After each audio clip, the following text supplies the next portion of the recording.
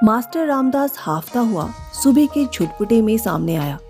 ये कोई वक्त है आने का? बख्शी जी ने गुस्से से कहा। जवाब कश्मीरी लाल ने दिया, बछड़ा दूध पी गया था, इस कारण देर हो गई। सभी हंसने लगे, पर मास्टर रामदास संजीदा आवाज में बोला, आज प्रभात फेरी नहीं होगी? आज तामीरी काम का जो फैसला हुआ है।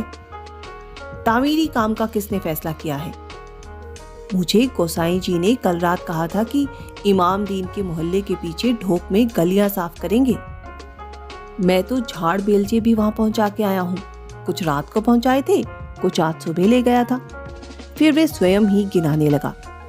5 बेलचे, 12 झाड़, 3 गैंतियां और 5 कढ़ाइयां मैं रात को ही पहुंचाया था। शेर खान के घर पर सब सामान रखा है। हमें तो किसी ने नहीं बताया, इसीलिए तो मैं भागा आ रहा हूं। मैं जब पहले आया था तो यहां कोई था ही नहीं। ढोक की गलियां साफ होंगी? तेरा दिमाग खराब है, वहां पर तो नालियां हैं ही नहीं। हैं क्यों नहीं? कच्ची नालियां हैं, पक्की नहीं। कच्ची नालियां हैं, बरसों का लसलसा कीच वहां जमा होगा। नालियां कौन साफ करेगा? हम करेंगे, तुम गद्दार हो, जर्नैल ने तुनक कर कहा। कभी कोई फैसला, कभी कोई। गोसाई जी ने फैसला किया था तो बताया क्यों नहीं? अंधेरा इस बीच छटने लगा था। प्रभात फेरी के लिए इकट्ठे हुए व्यक्ति बड़ा अटपटा महसूस कर रहे थे। चलो अब यहां से निकलो, बख्शी जी ने कहा और बुझा हुआ लैंप उठाए आगे आए। यहां से गाते हुए चलेंगे, शुरू करो रामदास। जर्नैल लेफ्ट राइट कहता आगे चलने लगा। तिरंगा कश्मीरी लाल ने उठा लिया। रामदास ने प्रभात फेरी का पुराना गीत, जिससे सदा प्रभात फेरी शुरू की जाती थी और जो कभी भी जम नहीं पाया था, अपनी ऊंची बेसुरी आवाज में शुरू किया। जरा भी लगन आजादी दी लग गई जिना दे मन दे विच।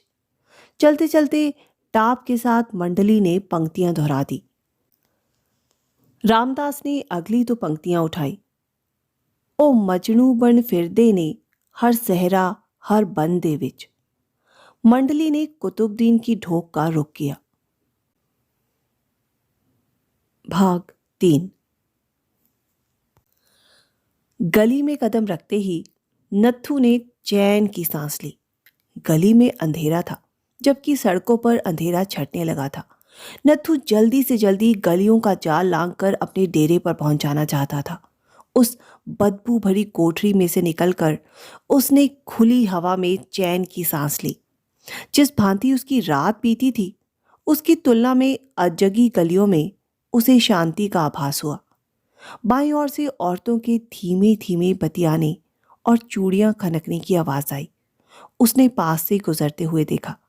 नल के किनारे 2-3 औरतें अपने अपने घड़े सामने रखे बैठी बतिया रही थी।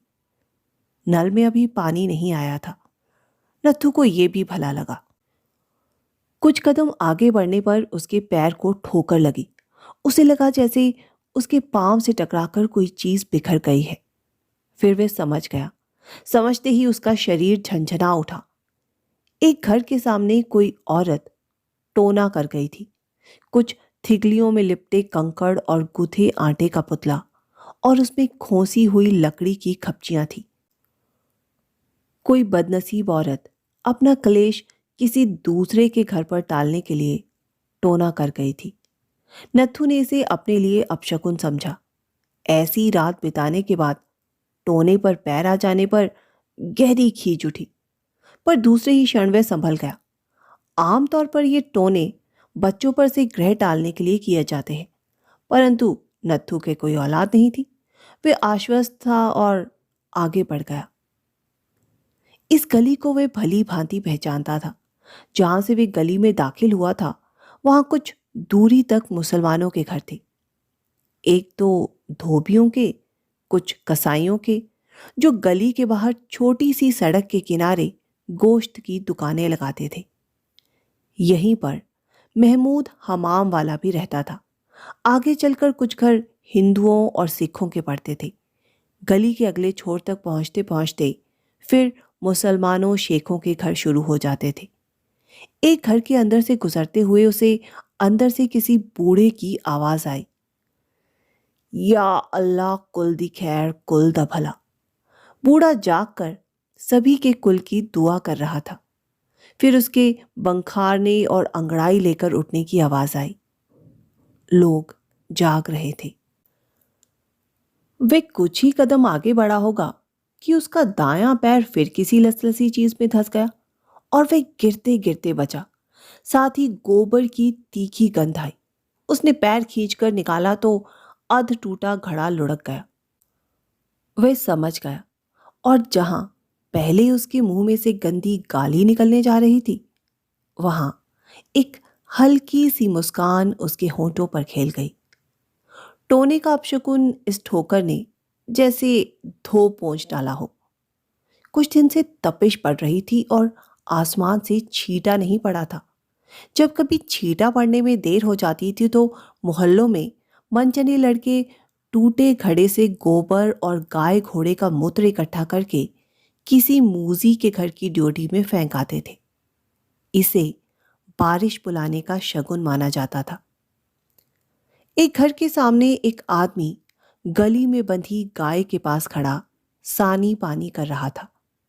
पास ही किसी घर में से प्याले खनकने और साथ में चूड़ियां खनकने की आवाज आई। चाय तैयार हो रही थी। इतने में सामने से कोई औरत दुपट्टे में मुंह सिर लपेटे मुंह से गुनगुनाती हुई पास से गुजरी। उसने हाथ में कटोरी उठा रखी थी। कोई औरत मंदिर या गुरुद्वारे में माथा नवाने जा रही है। नत्थू ने मन ही मन कहा। बड़े सहज सामान्य ढंग से दिन का व्यापार शुरू हो रहा था। तभी गली के सिरे की ओर से नत्थू को एक तारा बजाने और साथ में किसी फकीर के गाने की आवाज आई। ये आवाज वे पहले भी सुन चुका था, पर उसने इस फकीर को कभी देखा नहीं था। प्रभात के छुटपुटे में ये फकीर अक्सर एक तारा बजाता और धीमी आवाज में गाता हुआ शहर की गलियों में से गुजर जाया करता था। विशेषकर रमजान के दिनों में जब मुसलमान लोग सुबह सवेरे उठकर अपना रोजा खोलते थे। नजदीक पहुंचने पर उसने देखा फकीर ऊंचे कद का, लंबे छरहरे बदन का बूढ़ा आदमी था। छोटी सी सफेद दाढ़ी और सिर पर चिंदिया टोपी, लंबा चोगा, कंधे पर से बड़ा सा झोला लटक रहा था। नत्थू रुक गया। वे चाहता था कि फकीर के गीत के शब्द उसके कान में पड़े। तेनू गाफला जाग ना आई, चिड़िया बोल रही। ए गाफिल, तू अभी तक सोया पड़ा है, जबकि पक्षी चहचहाने लगे हैं। फकीर गीत गाता हुआ आ रहा था। एक तारे की धीमी सी आवाज जो अक्सर नत्थू के सपनों में घुलमिल जाया करती थी और सोए सोए उसे प्यारी लगती थी, अब भी उसे बड़ी मीठी लगी। उसने जेब में से एक पैसा निकालकर फकीर के हाथ में दे दिया। अल्लाह सलामत रखे, घर भरे रहें। फकीर ने दुआ दी। नत्थू आगे बढ़ गया। गली पार करने पर वह कुछ उजाले में आ गया। यहां से तांगा हाँकने वाले गाड़ी वालों का मोहल्ला शुरू हो जाता है। सड़क पर जाने पर दृश्य बहुत कुछ बदला नहीं था, केवल यहां उजाला हो चला था। लंबी दीवार के सामने खड़ा एक गाड़ीवान अपने घोड़े को खरहरा कर रहा था।